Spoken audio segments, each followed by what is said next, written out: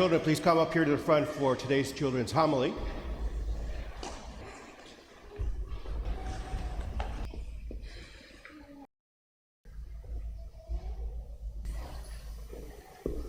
Good morning, boys and girls. Wonderful, wonderful. Boys and girls, we all have a particular talent that we're all very good at, something that we do really, really well. And instead of me asking you what your thing is that you do really well, I'm going to ask you, what is my thing? What can I do really, really well? Who can tell me what I can do really, really well? And don't nobody say falling off a bike, okay? Go ahead. What can I do really well? What's my talent?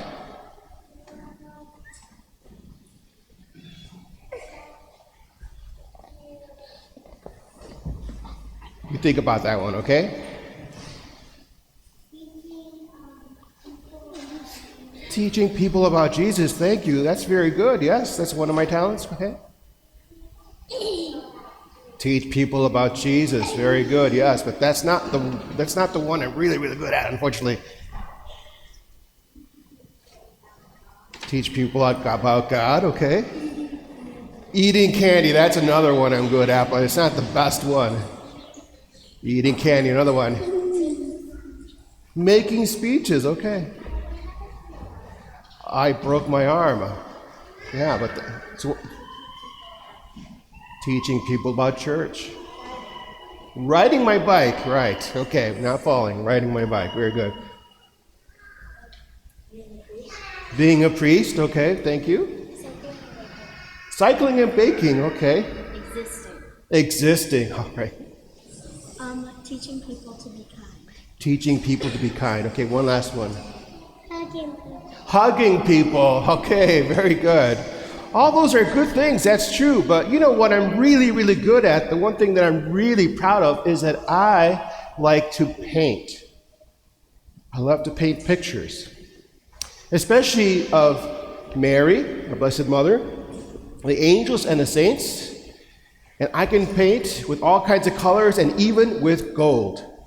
Who believes I can do that? Raise your hands if you believe I can do that. Okay, very good. I have here an example of one of my paintings, okay? Can everybody see it? It's a painting of Saint Gabriel, the Archangel, okay? It's a religious icon which I painted some years ago, and I'm pretty proud of this one, the way it came out. Now, I can't show you that I actually can paint this, right? I mean, I could, but my arm is messed up right now. That's one thing. Plus, it would take me like a week to finish this, and I don't think anyone wants to be in church for a week, right? No? Why'd you say no? Okay. Just kidding. I can't show you. So what needs to happen for you to believe that I really can paint? Trust. You just have to trust that I am telling you the truth. That's correct. And in today's gospel story, we heard one of the many times that Jesus appeared to the disciples after he rose from the dead. He appeared to all the disciples except for Thomas, who was not there at the time. And of course, when he finally arrived with the other apostles, they told him, "The Lord has risen." And he said, "No, I can't believe it until I actually see him, until I can actually touch the marks on his hands and his feet where he was crucified and where he was pierced on his side." Thankfully for Thomas, a week later, Jesus appeared and he was there. And Jesus invited him to touch the nail marks and his side so that he could believe that he did rise from the dead. And then he said to them, "But you know what? Blessed are those people who cannot touch my hands, my feet, or my side, and still believe that I have risen from the dead." That's all of us. Because we can't do that like Thomas did. But we believe because we trust that Jesus is telling the truth, right? So it's important that you remember that when we're talking about Jesus and many things about our faith, which we can't always prove, But we have to believe. We have to trust. Okay, can you try doing that? Wonderful. So I invite you to go back to your families right now. You have a question? Okay. No, you cannot keep that pain away. Thank you for asking.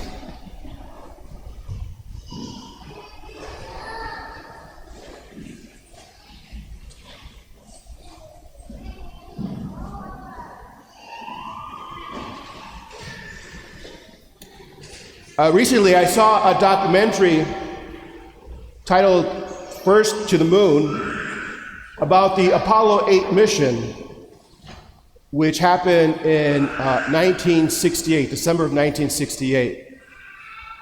This was the first time that humans had traveled all the way to the moon. They didn't land on the moon, but they were the first ones to actually be that close, to see the moon up close. And it was a mission really in preparation for Apollo 11, because of course Apollo 11, they were planning to actually land on the moon, but somebody had to go up there, take pictures of the lunar surface so they can figure out where Apollo 11 would be able to land. And the astronauts were Frank Borman, Jim Lovell, and Bill Anders. And this Apollo 8 mission happened in a very interesting time in our country's history. For those of you who remember 1968, or for those of you who are historians, 1968, of course, was one of the most tumultuous years in our country's history. If you remember, the Vietnam War was going on, and servicemen and women were coming home in boxes. And protests, of course, had erupted about that. There was also the protests that happened even here in Chicago with the Democratic National Convention and how the riots happened, and because that was, again, all the anger that was building up in 1968, which included, of course, the assassination of Reverend Martin Luther King and Robert Kennedy. And many people were very concerned about 1968 because people looked at what was going on in our society at the time, and people were thinking, especially people outside of the United States, were thinking, what's happening there? They were thinking that perhaps our society was disintegrating, that democracy was in jeopardy. Does any of that sound familiar to you? Some of those same concerns are with us today. So 1968 was a year of chaos and heartache. And on December 21st, Apollo 8 left planet Earth. And on December 24th, it made revolutions around the moon. It made 10 passes around the moon. And on the fourth pass around the moon, something happened. At that time, the capsule was oriented towards the sun, and the windows in the capsule are in the front, and so they're actually passing, and as they pass, they're photographing the surface of Apollo 8, again, for future landing sites. But they realized that they were kind of photographing with the sun in front of them, which is not good when you're taking pictures. So the decision was made to reorient the capsule so that this time it would be pointing away from the sun and they could get better pictures. But as they did that on that fourth pass, they saw something amazing happen, something that had never been seen before, which really changed everything. They saw the earth rise. Just like we see the sun or the moon in the distance on the horizon rise above into the heavens, because if they were on the moon, they got to see the sun rise. And they got to see the earth rise. And as they saw the earth rise, of course, the light of the sun was hitting planet Earth, and they saw this beautiful blue marble in the sky. And they broke protocol because it wasn't in the mission plans to take pictures of planet Earth. But they realized that this was such an important moment that they had to take pictures. And they only had black and white in their camera at the time, black and white film. And they very quickly adapted to get color film, to get the iconic shot of the Earthrise over the lunar surface, which I know all of you, if not most of you, have seen it. An important moment in our country's history. With all the turmoil of 1968 and its seemingly insurmountable challenges, these astronauts and the rest of us saw Earth as this tiny, blue, very fragile planet against this velvety black background. And the astronauts realized that all their family, all their friends, everything that they ever loved on Earth was there up in the skies. And Jim Lovell even remarked that he could point his thumb and actually cover the entire Earth with just his thumb. And that really put things in perspective for them and for really the rest of the world.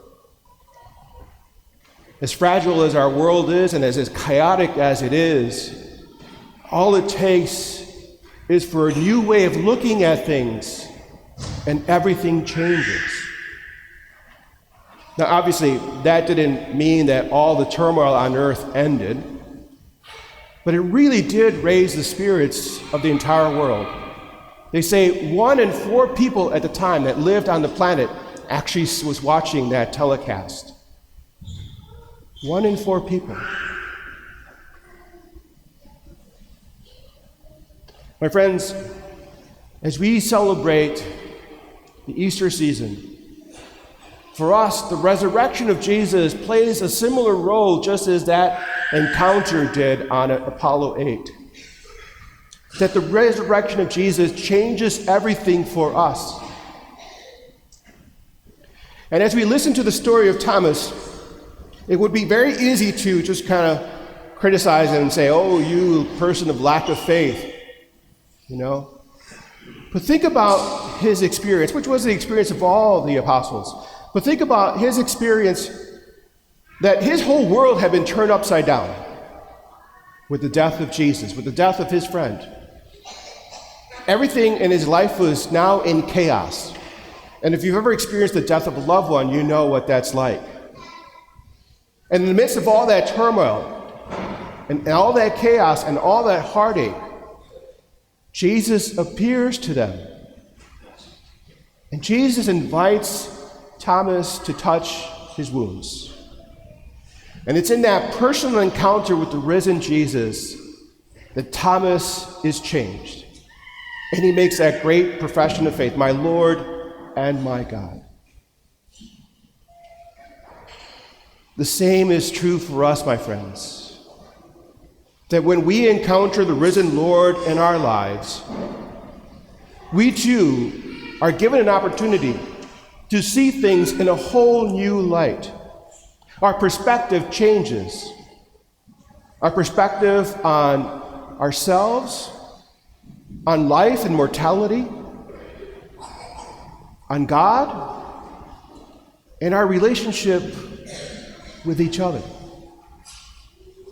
All of that is changed. And all the problems that we face in the world, we realize then are minuscule in comparison to what faith offers us. On the 8th orbit of Apollo 8, as part of the broadcast, NASA had planned that this was going to be something really significant, and they wanted the astronauts to say something significant. But they didn't tell them what to say. So they left it up to the astronauts to decide what they would say to mark the moment of the first or the closest encounter that humankind had with the lunar surface. And so they decided to read the first 10 verses of the book of Genesis. And so As a broadcast, Anders said, "We are now approaching lunar sunrise, and for all the people back on Earth, the crew of Apollo 8 has a message that we would like to send to you. In the beginning, God created the heavens and the earth was without form and void, and darkness was upon the face of the deep. And the Spirit of God moved upon the waters, and God said, 'Let there be light.'"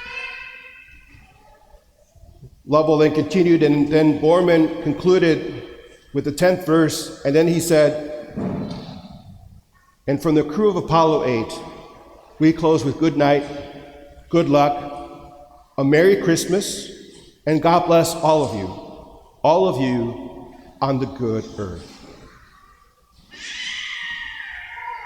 Later on, Bill Anders reflected on that whole experience of Apollo 8 on their mission. And he said that there were a lot of firsts that happened with that mission. It was the first time that they had used the Saturn V rocket. They had gone the farthest, they had gone the fastest. But he says the thing that people will remember Apollo 8 more than any of those accomplishments was seeing that Earth rise over the lunar surface. He said that they had done all this work to get to the moon, to study the moon, and in the end, what they really discovered was the Earth. And again, in the context of 1968, what an insight. And same holds true for us, my friends, even today. As we get perhaps sometimes disheartened by what's going on in our world or in our lives, we have the resurrected Jesus to give us hope. All we need to do is just believe. I'd rather believe in the possibility of a resurrection, of a God who changes everything, who saves us from sin and death. I'd rather believe that than the opposite.